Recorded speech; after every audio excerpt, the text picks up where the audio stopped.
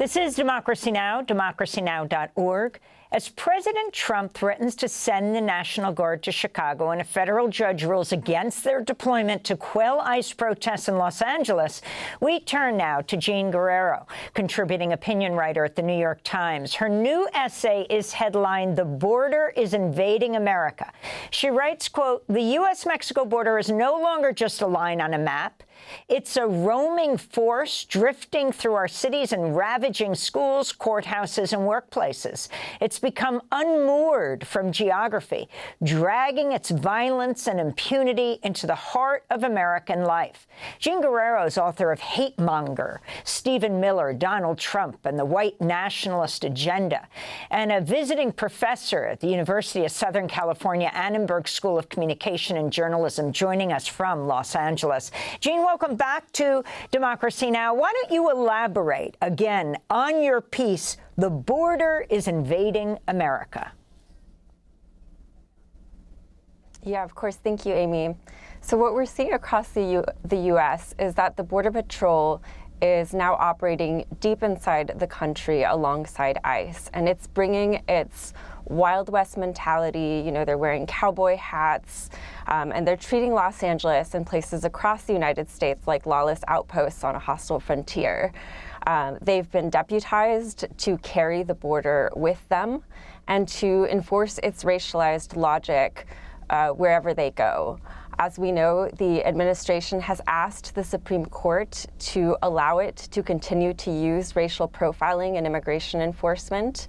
And in Southern California, we are routinely seeing people targeted based on their skin color, which is why I wrote that the border is no longer something that only divides countries. It also snakes between white and brown, between families and neighbors, between citizens and the rights that they once thought were inviolate.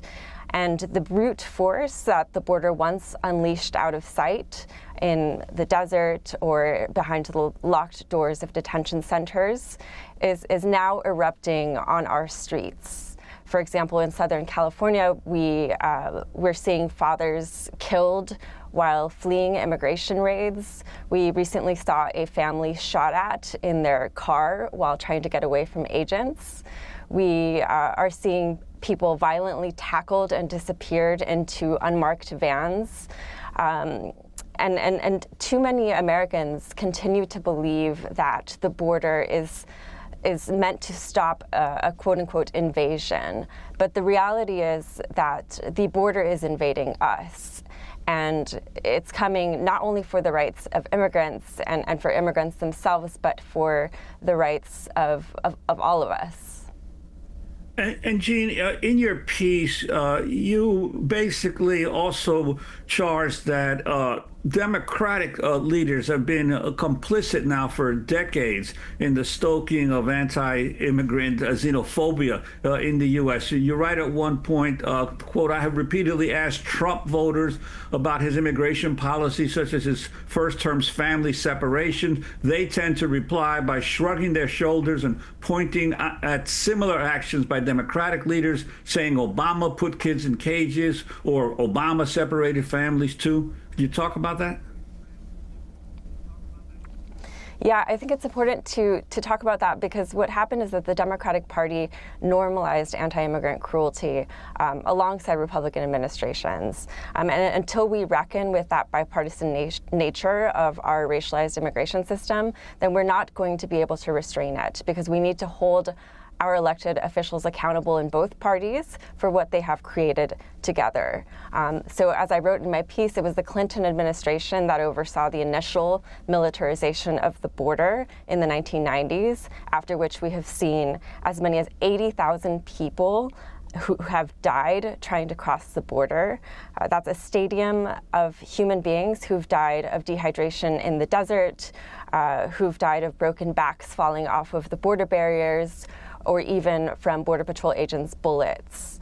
And after Clinton's border militarization, we saw President Obama deport 3 million people, more than any previous president.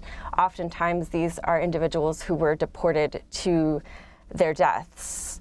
And the Obama administration also oversaw or decided against removing exceptions for racial profiling in immigration enforcement. This is a decision that the Biden administration made as well. And so both of these administrations affirmed a two-tiered system of justice, one in which immigrants and people who merely look like immigrants have fewer rights. However, when Trump came along, many Democrats treated his cruel policies as if they were shocking new horrors unique to Republicans. And this is a moral inconsistency and hypocrisy that Trump's senior advisor, Stephen Miller, knew to exploit, which I can talk about in a moment. But the point is that Democratic leaders' selective outrage on the immigration issue helped fuel the crisis that we're living today. And we need to reckon with that because right now, too many Democratic Party leaders wrongly believe that we are where we are today because they were too nice to immigrants. Yeah, and I wanted to ask you particularly again about the role of Stephen Miller. There's been really no one quite like him at the high echelons of federal government in terms of the emphasis on naked mass deportations. You talk about him as well as the architect of the Trump policies? Yes. Yeah, the architect of Trump's immigration policies.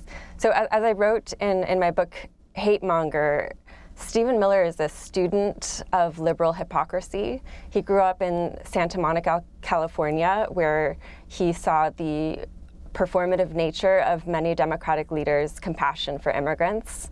Santa Monica is a place where many working-class immigrant residents have been pushed into overcrowded apartments or out of the city altogether because of rising rents. So as Trump's speechwriter, it was not hard for Stephen Miller to make the case that Democratic Party leaders defend immigrants only as a source of cheap labor or because they want their votes, even though immigrants don't vote unless they're citizens. But essentially, Miller knew that in practice, if not in proclamation, Democratic Party leaders had normalized indifference and cruelty toward immigrants.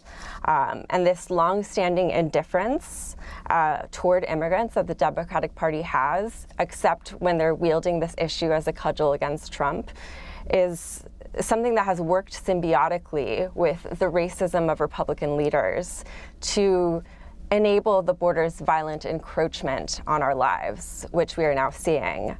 And unfortunately, Democratic leaders are now largely silent on immigration. They are convinced that to win back voters and to win back Americans' trust, they have to either sidestep the immigration issue or they have to channel the right's hostility toward immigrants. For example, we were seeing California Governor Newsom approve cutting back on health care benefits for the undocumented. He's really had a more muted tone on sanctuary laws in California. I actually reached out to his office for comment on the deaths of immigrants that we saw this summer and haven't heard back. But as Democrats like him appear to see it, the party's failure is not in humanity or in coherence on the immigration issue, but rather an overabundance of compassion for the foreign-born.